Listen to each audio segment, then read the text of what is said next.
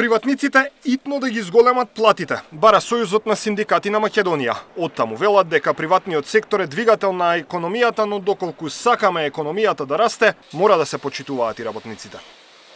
Повисоки плати не се 500 евра плата, туку 500 евра минимална плата, која ќе се множи со коефициент на сложеност и со тоа ќе пораснат и останатите плати.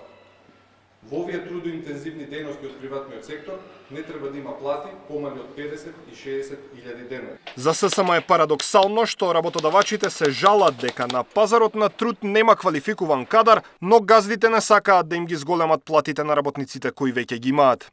Уште повеќе ќе недостасува кадар доколку не зголемите плати. До ССМ пристигнати се илјадници поплаки од работници за неисплаќање на плати, непочитување на правото за исплата на К15, но и други прекршувања. Пешевски вели, ССМ стои на располагање на сите работници кои се жртви на газдите.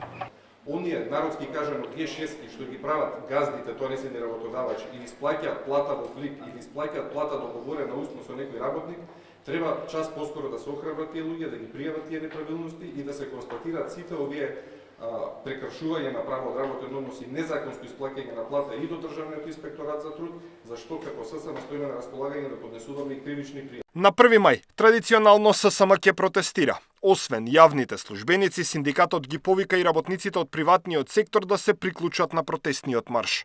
Даниел Василев, Сител телевизија.